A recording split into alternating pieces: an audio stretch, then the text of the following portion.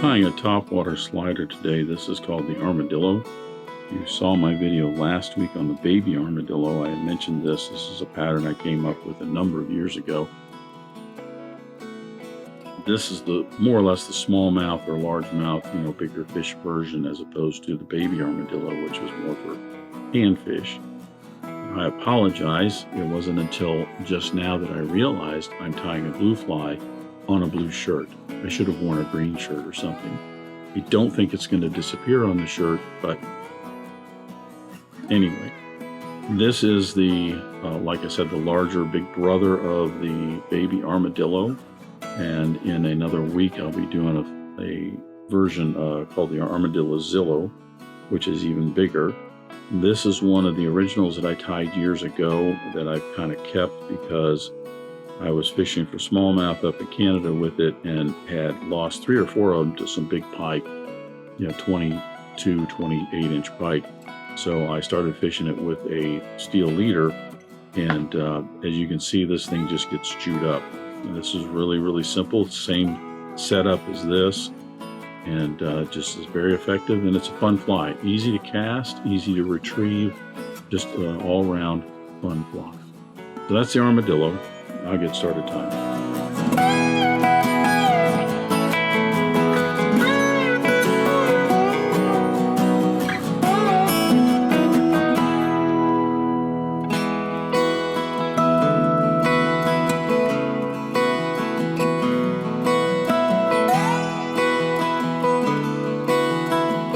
I'm going to start the Armadillo with my hook in the vise. This is a Mustad 3366 in a size 2/0.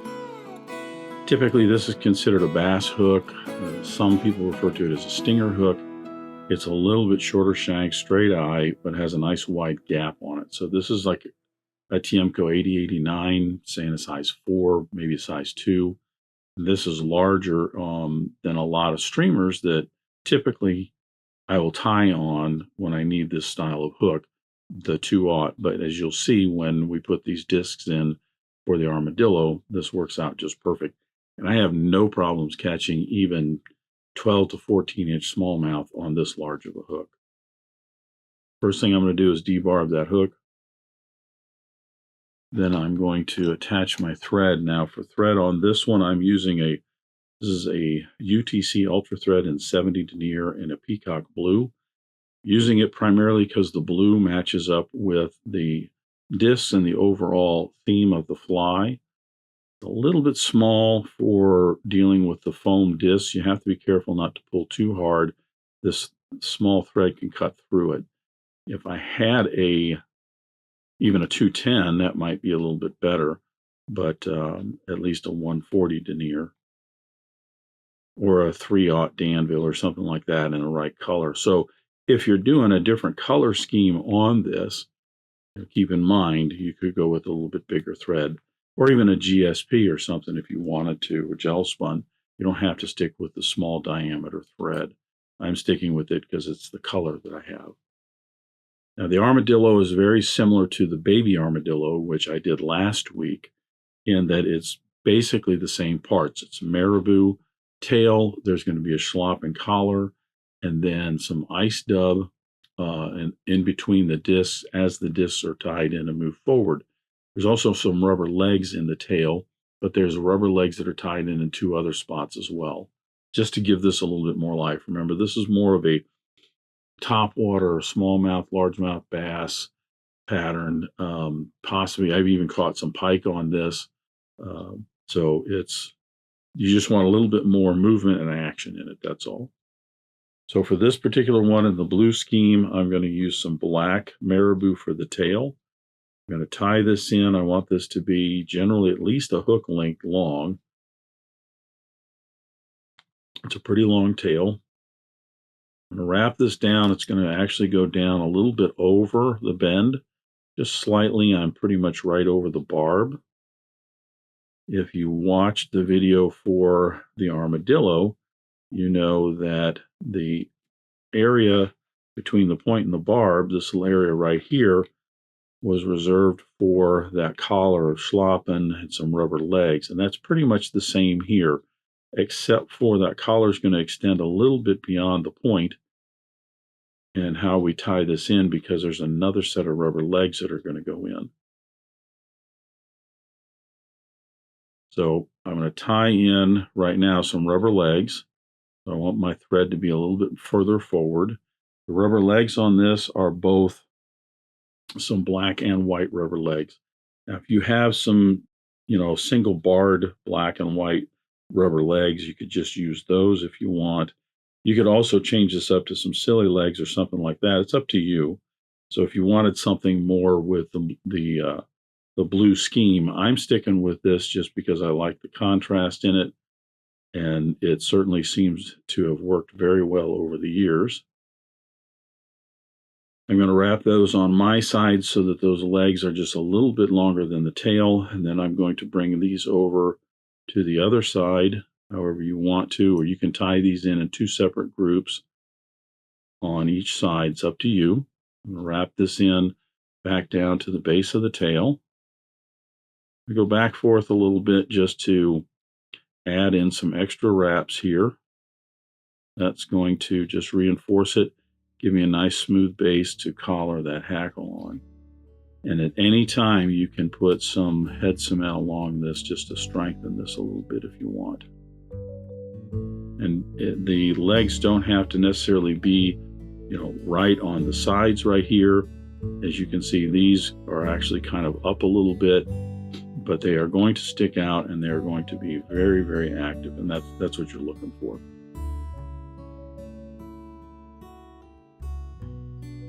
So here's where I'm going to put in that collared hackle. I'm using some Schlappen for this. This is a dyed Schlappen in a Kingfisher blue.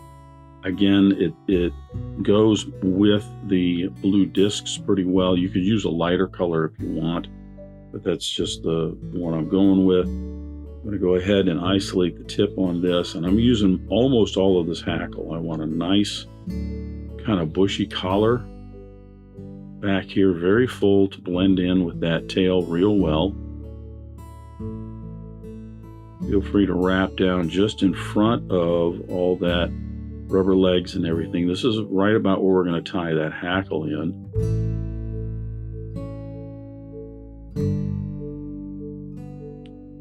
This can get kind of messy, but that's fine. Just try and sweep everything so it's rearward and none of those barbs are trapped facing forward. If you get a few of them, it's not the end of the world. To get each wrap of that, rake us right in front of the previous one.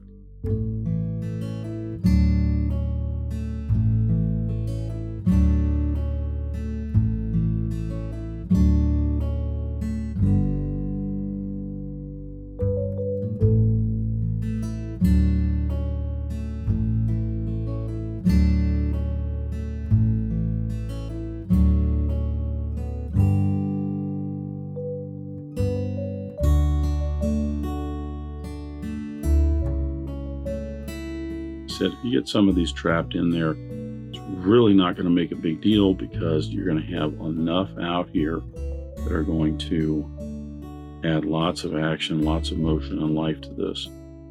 I'm wrapping almost down to the fluff on this. If you get into that, it's not that big of a deal. Go ahead and tie some in. It adds to it. But I do want to end with that right along that racus where the racus starts to get stiff and is going to break on you. Just tie that off and you're in front of all of those rubber legs that we tied in. And that's important because if you're too far back, you're going to have too much space along the hook shank. You can get the 4 discs in, but you'll have some space left over. So in order to have those discs more or less take up the whole body, you want to make certain that the hackle is being tied off in front of the point of the hook like this, because here we're going to tie in some more rubber legs real quick. Like I said, we're going to have lots of movement back here with rubber legs. And this is the same thing, another set of black and white. These are medium round rubber legs. You can tie these in, like I said, on each side if you want. Now, and these are, I can't remember what I measured these to be. When I tied the first ones in, they're just a little bit behind the tail. And when I wrap them around, the other ones are about the same. Whatever that ends up being, all the rest are all going to be about the same length. You can tie those in a little extra long if you want, and always trim those back afterward if that's what you want to do. Again, I'm going to wrap those in on one side. I'm going to bring the other side around, trying to get these both on the sides here. But if they aren't exactly on the sides, that's okay too. So now we're going to use some ice dub. I've got some UV black ice dub.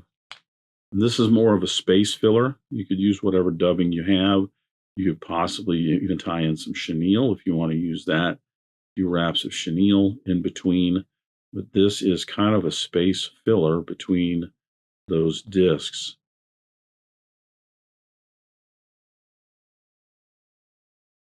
So my first set of discs are going to be tied in just right off of those rubber legs.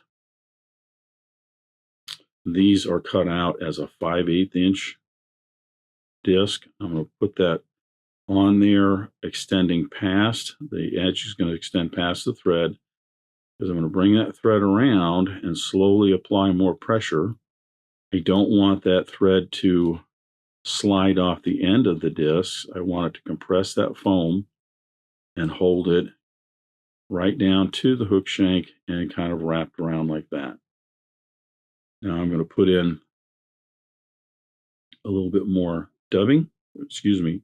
Yeah, well, that's what it is, ice dub. A little bit more ice dub right here. This is to kind of fill this area in, cover up those thread wraps. It gives me what looks like a transition from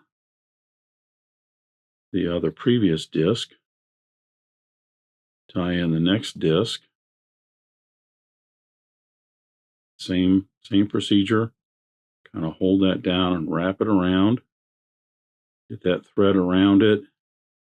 Slowly add in more wraps and more tension to compress that to the hook shank to hold that in. You don't want to just wrap that thread around and then pull down real tight, because you're just going to cut through it.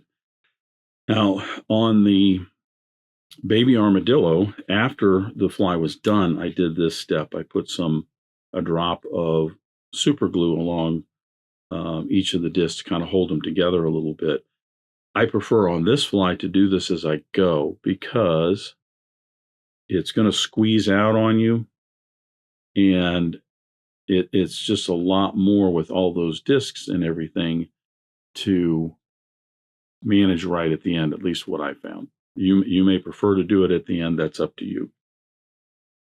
Now, again, some more ice dub. Now, feel free, if you want, to put even a little bit more ice dub on here to space those discs out a little bit more. That's up to you. And as you'll see, even at the very end, if we have a little bit of space left right at the in front of the last disc, then we can put a little bit of ice dub on there. Now for the third disc, same procedure.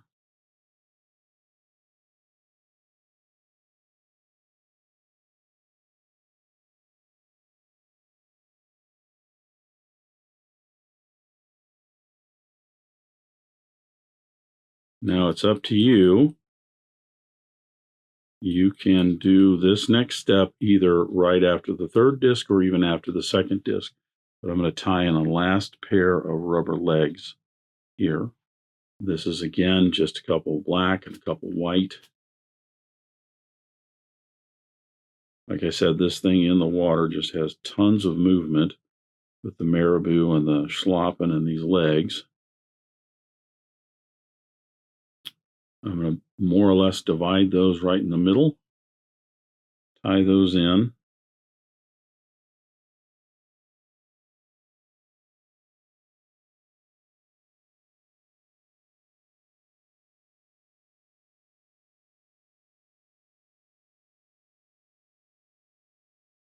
Bring these around to the other side.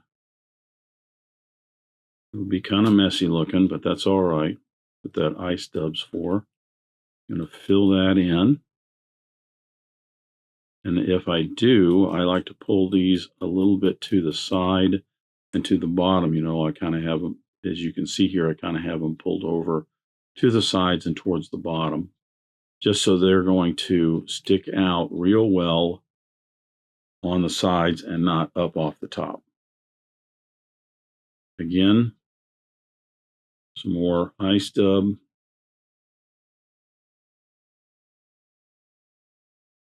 You'll notice I've got maybe about a third of the hook shank left here, and that's fine. I want to leave mostly just enough room to tie in that last disc. So I get some more ice dub in here.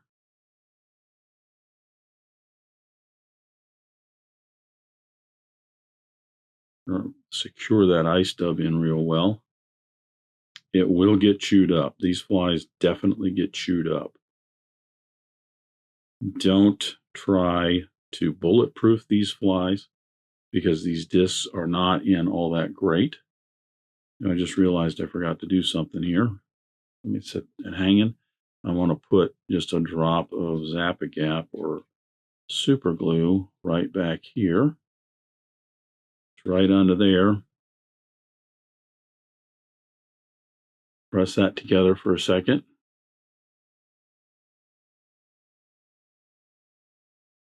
Just helps the fly last a little bit longer. Then bring that right there. Then I'm tying in my last disc here. The last one will go on same as the others. When you get these right, you'll notice that each of the discs and their overlaps are all about the same. So you don't end up with a disc that's, you know, far forward or real far back on the other one. They all kind of look pretty uniform. Now that said, you could at this point, I'm going to secure all that in, put a bunch of thread wraps in there, kind of being sloppy with it, but that's okay. This is a meat and potatoes fly that gets the job done, and it's pretty rugged. And as I said, you have a little bit of space. I could leave that right there with that little blue nose on it, and that would be just fine. It would fish just as well. Or I'm going to put a little bit of ice dub on there just to kind of finish it and then put in my whip finish.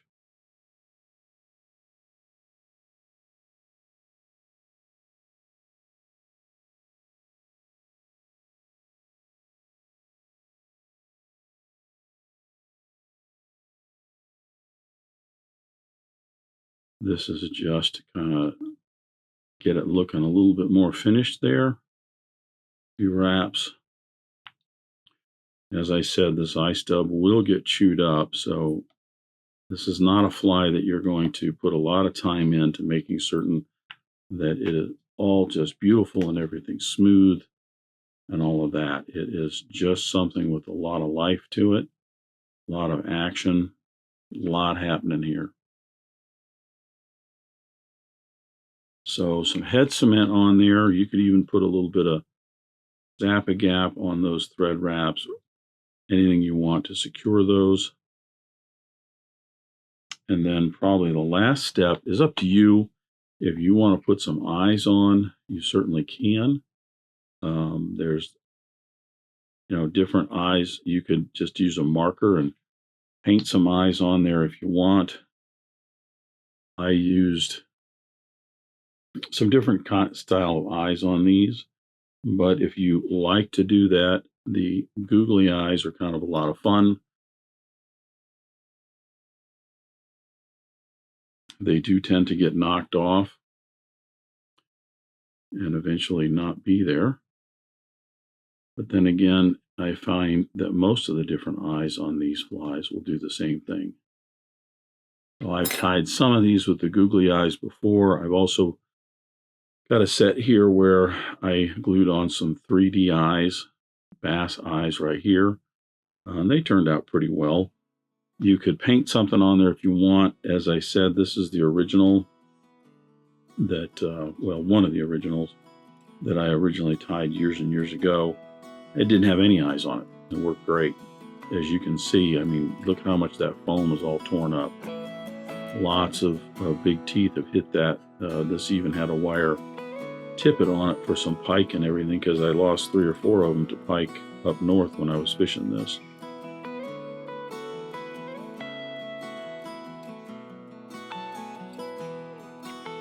So that is the armadillo.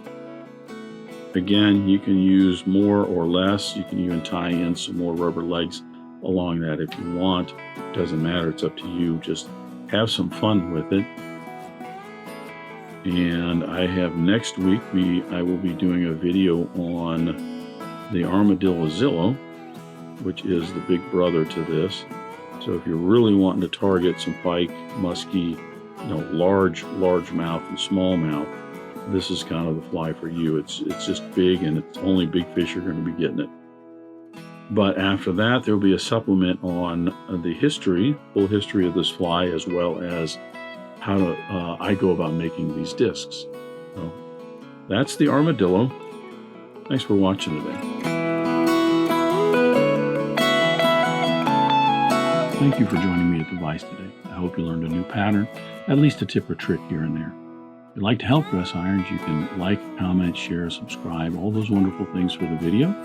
You can also head out to dressedirons.com, where you can buy flies, tools, stickers, and merch, or you can join a growing community over on Locals at the Dressed Irons Fly Tying Guild. You can also donate to Dressed Irons if you want through the link at the bottom of the description. I thank everybody for their ongoing support, as it really does help the creation of these videos. And what's important is to remember, only fly tying. If you're not having fun, you're doing it wrong.